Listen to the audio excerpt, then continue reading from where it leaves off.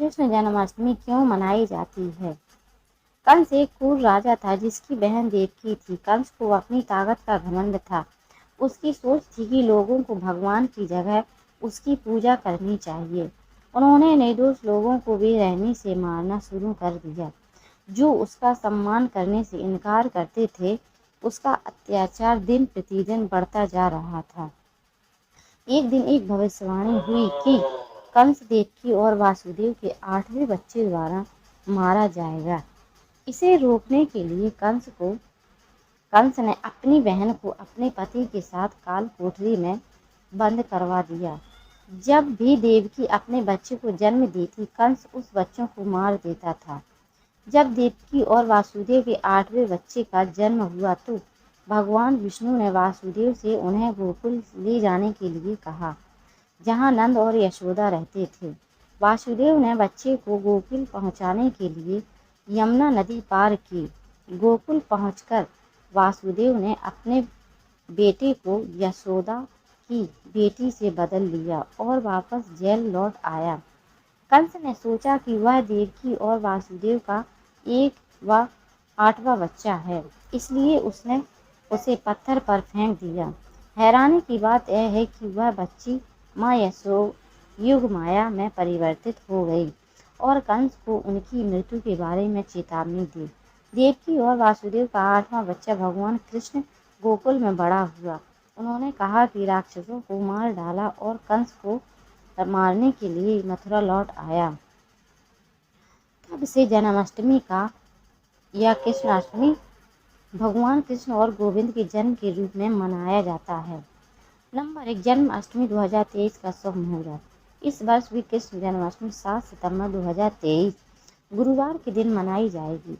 इस वर्ष अष्टमी की तिथि 7 सितंबर के दिन रात के 9:21 से शुरू होकर अगले दिन 8 सितंबर की रात के 10:59 तक रहेगी। नंबर 2, पौराणिक इतिहास। कंस नाम का एक राजा हुआ करता था जो अपनी प्रजा पर काफी अत्याचार करता था। एक दिन वह अपनी बहन देवकी का विवाह करके उसके ससुराल छोड़ने जा रहा था तो उस समय आकाश में आकाशवाणी होती है कि उसकी बहन देवकी की 8वीं संतान की कंस का वध करेगी। जब कंस ने यह सुना तो उसने अपनी बहन व उसके पति को कारावास में डाल दिया और उसकी होने वाली 6 संतानों को बड़ी ही बेरहमी से मार डाला। तब देवकी ने अपने 7वीं संतान बलराम को अपनी एक सहेली की सहायता से कारावास से बाहर निकलवा दिया। जब देवकी की 8वीं संतान हुई तो फिर से एक भविष्यवाणी हुई जिसमें कहा गया कि उन्होंने अपने 8वें पुत्र को अपने ही एक मित्र नंद के घर पर लेकर जाना है और उनकी संतान को अपने साथ लेकर आना है। तब देवकी के पति वासुदेव अपने पुत्र को लेकर अपने मित्र के पास छोड़ आते हैं और उनकी पुत्री को लेकर आ जाते हैं। इस दौरान कारावास के दरवाजे स्वयं ही खुल जाते हैं और दरवाजे पर खड़े सैनिक भी बेहोश हो जाते हैं। जब सुबह कंस देवकी के 8वें पुत्र को मारने के लिए आता है तो वह कन्या को उठाकर दीवार की तरफ फेंकता है, लेकिन वह लड़की एक देवी का रूप ले हवा में लुप्त हो जाती है। इसी मान्यता से आज तक भगवान श्री कृष्ण के जन्मदिन को पूरे भारत में श्री कृष्ण जन्माष्टमी के रूप में मनाया जाता है। नंबर 3, जन्माष्टमी कब मनाई जाती है?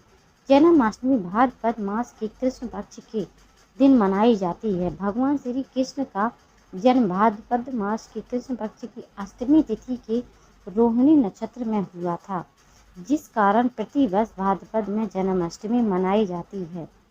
नंबर 4, जन्माष्टमी कैसे मनाई जाती है? जन्माष्टमी को भारत में अलग अलग प्रकार से मनाया जाता है। कई जगहों पर इन दिन लोग व्रत रखते हैं और रात के 12 बजे प्रसाद खाकर अपना व्रत तोड़ते हैं। इस दिन मटकी फोड़ने के कार्यक्रम का भी आयोजन किया जाता है, जिसमें कई लोग हिस्सा लेते हैं। कई जगहों पर तो फूलों व रंगों की होली भी खेली जाती है।